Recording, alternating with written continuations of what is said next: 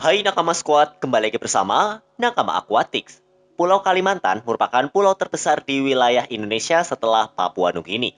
Luasnya mencapai 743.330 km persegi dan ditempati oleh 3 negara yaitu Indonesia, Malaysia, dan Brunei Darussalam. Pulau ini juga masih menyimpan jutaan misteri karena pulau ini didominasi oleh area yang masih berisi hutan. Karena masih banyak area yang belum disentuh oleh manusia dan masih sangat asri, kepercayaan warga akan adanya makhluk di luar nalar yang bersembunyi di dalam belantara hutan Kalimantan masih sangat kental. Sungai Kapuas tidak terhindar dari misteri seperti ini. Di aliran sungai terpanjang di Indonesia, diyakini ada seekor makhluk mitos yang hidup dan bersembunyi dari sibuknya aktivitas manusia di sana. Dia diyakini masih berenang di dalam sungai yang gelap, menghindari para manusia, namun saat waktunya tiba, dia tidak segan menampakkan diri buat menunjukkan bahwa makhluk ini bukanlah hewan yang bisa diperdaya. Dia adalah puake, makhluk mitos asal Sungai Kapuas yang diyakini bentuknya seperti ular naga. Siapakah puake? Apakah dia benar-benar ada atau hanya mitos semata? Tonton video ini sampai habis ya. Bab 1. Mitos yang tenggelamkan kapal pada tahun 2020. Kepercayaan soal makhluk mitos atau hewan kriptid memang sudah ada sejak ratusan juta tahun lalu. Berbagai suku bangsa punya mitologi dan kepercayaan masing-masing. Begitu juga dengan hewan kriptidnya. Eropa punya monster Loch Ness yang dipercaya merupakan salah satu jenis plesiosaurus yang lolos dari kiamat zaman purba. Amerika Utara punya Bigfoot yang dikini adalah sejenis primata. Afrika punya Mokolombembe yang katanya adalah Brontosaurus yang juga lolos dari kiamat purba. Gak mau kalah, Indonesia juga punya makhluk kriptidnya. Yang paling terkenal adalah urang pendek yang berasal dari Sumatera. Makhluk ini dijuluki The Hobbit dari dunia nyata. Sungai Kapuas dan Kalimantan Barat juga menyimpan banyak misteri soal makhluk kriptid. Salah satunya adalah Puake, sosok yang menjadi penghuni sungai yang jadi surganya ikan air tawar di negeri ini. Pengertian dari hewan kriptid menurut Wikipedia adalah makhluk atau tanaman yang konon ada namun tidak diketahui oleh konsensus ilmiah dan seringkali sangat sulit dipercaya. Jadi bisa saja puake adalah seekor binatang beneran dan bukan makhluk metafisika, tapi jenisnya belum terdokumentasi secara ilmiah. Dilansir dari berbagai sumber, puake adalah sosok makhluk yang sejak dulu mendiami Sungai Kapuas, namun keberadaannya masih sebatas mitos. Mitos mengenai makhluk-makhluk raksasa ini sudah mendarah daging dan diceritakan sejak ratusan tahun lalu. Sudah ada sejak zaman nenek moyang bangsa Indonesia. Para pelaut di era itu sudah tidak asing dengan makhluk mitos tersebut. Sampai sekarang keberadaan mereka diyakini ada dan setiap beberapa waktu makhluk ini menuntut korban. Maka dari itu biasanya mereka dikaitkan dengan bencana kapal karam yang terjadi di perairan Kalimantan Barat. Pada tahun 2020 lalu, ada sebuah kapal yang hendak membawa muatan sembako berlayar di perairan Sukanda, Kalimantan Barat. KM Mekarjaya 03 berlayar dari pelabuhan Senghi, Pontianak ke pelabuhan Sonan ke Tapang. Awalnya kapal ini berlayar dengan lancar, dibarengi juga dengan cuaca yang saat itu sedang cerah. Sama sekali tidak ada tanda malapetaka yang akan menimpa kapal ini. Malahan KM Mekarjaya 03 sempat singgah ke pelabuhan Teluk Batang untuk mengisi bahan bakar. Keesokan harinya, kapal ini mulai perjalanannya lagi untuk mencapai ke Pelabuhan Sonan. Tapi apesnya, dalam perjalanan hari itu, kapal ini mengalami sebuah masalah. Masalah disebabkan oleh bocornya lambung kanan yang menyebabkan pecahnya papan kayu. Kapal ini tidak bisa lagi diselamatkan karena kesalahannya cukup fatal. Padahal tidak ada benda keras di perairan yang membentur kapal tersebut. Beruntung awak kapal semua bisa diselamatkan, walau kapal tersebut terpaksa tenggelam ke dalam perairan Ketapang. Warga masyarakat sekitar meyakini jika tokoh antagonis di balik karamnya KM Mekarjaya 03 adalah sosok bernama Puake. Makhluk ini terkadang diyakini meminta korban berupa nyawa. Makanya pas ada peristiwa kapal tenggelam atau kecelakaan di perairan Kalimantan Barat, maka anggapan bahwa Puake lah pelakunya masih sering terdengar. Setelah aku telusuri lebih dalam, ternyata Puake bukanlah nama seekor makhluk, tetapi nama sebuah golongan makhluk besar yang bentuknya ada macam-macam. Soalnya puake dalam bahasa Melayu diartikan sebagai besar atau raksasa. Di aliran Sungai Kapuas, selain ada puake yang bentuknya kayak naga, ada juga puake yang bentuknya seperti buaya raksasa yang berwarna putih. Makhluk ini termasuk dalam golongan puake dan bernama Sarasa. Lalu ada berapa puake lainnya, serta bagaimana hubungan makhluk ini dengan warga sekitar? Bab 2. Hubungan puake dan budaya Kalimantan Barat.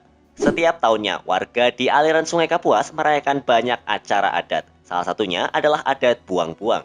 Sebuah acara yang digelar di Kalimantan Barat di mana warganya melepas banyak barang seperti sembako, satwa, sampai benda-benda seperti paku ke aliran sungai. Nah, pada malam acara ini digelar, biasanya warga percaya nantinya Puake akan muncul dan menampakkan dirinya. Selain itu, Puake juga diyakini akan muncul saat warga yang tinggal di sekitar Sungai Kapuas menggelar acara seperti pernikahan dan juga menembakkan meriam karbit pas malam takbiran. Hubungan Puake dengan adat dan budaya Kalimantan Barat memang sangat erat.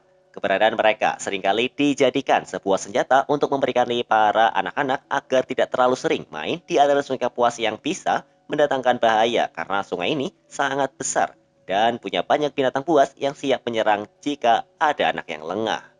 Pada tahun 1994, ada sebuah kejadian menarik yang sampai saat ini selalu diingat oleh warga di sekitar Sungai Kapuas. Kala itu, ada anak-anak yang lagi berenang sembari bermain di sungai yang letaknya ada di Kelurahan Tanjung Kapuas, Kota Songgau, Kalimantan Barat. Permainan yang saat itu lagi sering dimainin adalah menghanyutkan diri dari hulu sungai ke hilir sungai, menaiki sebuah pelampung yang terbuat dari ban bekas. Buat kamu yang dulu pernah jadi si bolang dan suka mandi di kali, pasti akan merasa relate dengan permainan ini. Karena kamu pasti pernah main air di sungai membawa ban bekas sebagai pelampung. Faktor utamanya, ya karena kamu dulu belum bisa beli pelampung beneran karena harganya mahal ya kan? Pada saat itu, anak-anak yang bermain di sungai ada begitu banyak sehingga membuat suara bising karena anak-anak ini sangat menikmati waktu bermainnya. Mereka berteriak, tertawa, hingga ada yang saling memaki. Ya biasalah, namanya juga anak kecil. Tapi, kebisingan dan keramaian ini bukanlah hal yang menarik buat si penunggu sungai. Malah mungkin riuhnya suara yang dibuat sama anak-anak ini malah mengganggu. Tidak ada angin, tidak ada hujan. Ada sebuah gelombang besar yang datang dan menyapu anak-anak tersebut. Sampai ada yang terpelanting ke daratan. Ombak ini begitu besar dan datang bagaikan sebuah gelombang yang disekan oleh speedboat yang melaju kencang. Seketika langit juga berubah dari cerah menjadi mendung. Mendengar kabar ini, tetua desa langsung datang ke TKP dan memperingati anak-anak supaya tidak boleh lagi berisik dan mengumpat dengan kata kasar. Karena selain tidak sopan dan tidak baik, perilaku ini juga membuat Puake yang tinggal di sungai tersebut jadi marah. Puake sudah menjadi sebuah bagian dari budaya warga yang hidup di Kalimantan Barat. Simbolnya sebagai penunggu sungai memang sangat dihormati dan sering dijadikan bahan untuk melarang anak-anak bertingkah bandel sekaligus menjadi norma kesopanan jika lagi berada di sungai. Kalau tetap bandel, Puake siap bertindak. Bab 3. Berbagai wujud sang raksasa Sungai Kapuas. Berbeda dengan makhluk mitos lainnya seperti Bigfoot, alien, monster Loch Ness, Yeti, dan lain-lain yang merupakan nama dari satu jenis makhluk. Puake lebih mirip seperti gelar daripada nama karena wujud makhluk ini memang beragam. Atau malah Puake memang ada lebih dari satu? Pertanyaan ini terjawab karena memang Puake dianggap sebagai makhluk yang punya banyak wujud. Masyarakat kampung Bansir Laut yang tinggal di Pontianak percaya jika Puake adalah di daerah mereka berwujud buaya putih. Puake buaya ini katanya tinggal di sebuah muara dan diyakini merupakan wujud kembaran dari tokoh bernama Mak Tua yang sudah meninggal ratusan tahun lalu. Puake buaya inilah yang katanya suka muncul pas malam takbiran. Dan ketika ada pesta pernikahan seperti yang aku ceritakan di sebelumnya. Kemunculan makhluk ini juga dipercaya sebagai tanda kalau warga sekitar harus segera melakukan ritual adat buang-buang. Puake inilah yang diberi gelar sebagai penjaga Sungai Kapuas. Puake lainnya bentuknya seperti ular, juga dipercaya oleh orang-orang yang tinggal di Pontianak. Makhluk ini punya badan yang sangat panjang. Menurut kepercayaan warga, Puake ular ini punya kepala yang berada di mulut muara dan ekor ada di hulu sungai. Pada awal tahun 2022 lalu, tepatnya di bulan Januari, ada sebuah berita menghebohkan yang hadir di Kalimantan Barat. Sebuah sungai bernama Sungai Landak yang merupakan anak dari Sungai Kapuas menjadi lokasi penampakan seekor ular besar. Adanya cerita ular ini bukanlah hal yang baru. Selain diyakini sebagai Puake, warga yang tinggal di perbatasan antara Indonesia dan Malaysia juga percaya kalau ular besar memang ada di sana, walau tidak disebut sebagai Puake. Sesosok ular besar memang dipercaya masih hidup di pedalaman Kalimantan. Area pegunungan Miler yang lokasinya ada di perbatasan Sarawak dan Kalimantan Barat diketahui belum pernah sama sekali tersentuh oleh manusia. Daerah remote ini diyakini menjadi tempat tinggal bagi seekor ular raksasa yang katanya besar diameter tubuhnya mencapai 2 meter. Dengan ukuran yang besar, bisa jadi ular ini merupakan salah satu dari Puake yang masih hidup di sana. Penampakan puake ular juga pernah diambil oleh foto di tahun 2009-an, di mana ada foto yang memperlihatkan asrinya hutan di Kalimantan dan sebuah sungai yang membelah kedua area hutan. Pemandangan janggal terlihat dari sungai tersebut karena ada seekor ular besar yang terlihat berenang. Zaman itu internet masih menjadi tempatnya fakta dan fiksi menjadi satu. Jadi foto ini termasuk sesuatu yang viral pada kala itu, walau belum diketahui kebenarannya. Kalau dilihat dari gambarnya sih, besar kemungkinan foto tersebut adalah editan. Di luar fakta kalau foto tersebut adalah editan, tapi misteri soal ular besar memang sudah jadi bagian dari kepercayaan dan budaya warga di Kalimantan Barat. Sosok puake lainnya yang berbentuk kura-kura. Puake ini namanya puake biukur. Puake biukur ini menjadi penunggu sungai Kapuas. Makhluk inilah yang katanya sering menyebabkan banyak perahu atau kapal nelayan yang tenggelam pas lagi beraktivitas di sungai Kapuas. Kapal KM Makarjaya 03 diketahui tidak punya masalah apapun ketika lepas landas, sebelum akhirnya bagian kapal tersebut bocor dan membuat kapalnya terpaksa tenggelam. Pernah nonton film Titanic? Bagian kapal raksasa itu bocor ketika menabrak sebuah gunung es yang berada di laut lepas. Teori serupa juga bisa dikaitkan kepada tenggelamnya KM Mekarjaya 03. Kapal ini bisa saja membentur sesuatu yang keras dan membuat kebocoran. Bisa saja kapal ini tanpa sengaja menabrak tempurung puake biukur yang sedang berenang di dalam perairan Ketapang.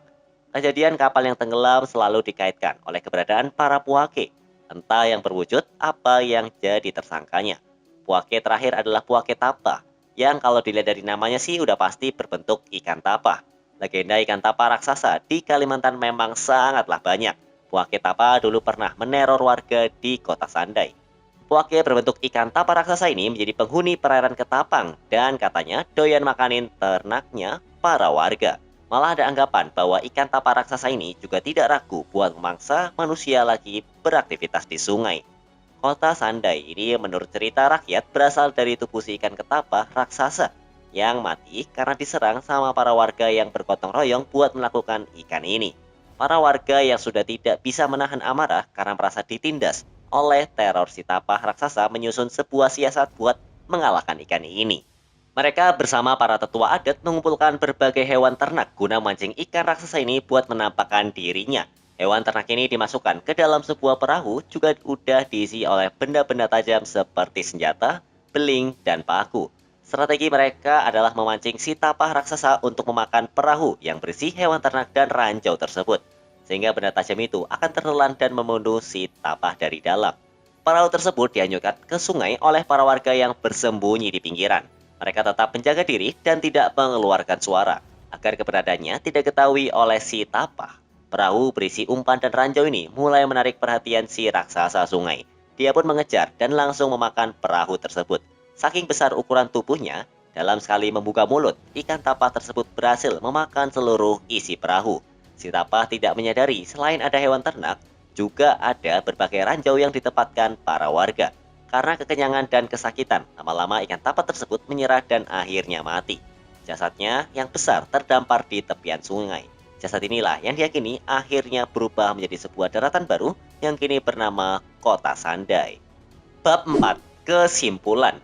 Selain menjadi surganya dunia air tawar Indonesia, Sungai Kapuas juga menyimpan misteri dan segudang makhluk mitos raksasa yang eksistensi masih dipercaya sampai detik ini. Keberadaan mereka selain untuk menjaga bagian dari budaya, juga jadi bagian sebuah larangan yang berguna untuk menakut-nakuti anak kecil untuk tidak beraktivitas sembarangan di sungai. Dengan panjangnya yang melebihi Pulau Jawa, bukan hal yang mustahil buat Sungai Kapuas untuk menyembunyiin wujud raksasa yang hidup di dalamnya. Namun biarkanlah keberadaan mereka tetap tersembunyi, karena misteri lebih menarik jika tetap menjadi sebuah misteri. Bagaimana menurutmu? Tulis di kolom komentar ya. Sampai jumpa di video-video Nakama Aquatics selanjutnya.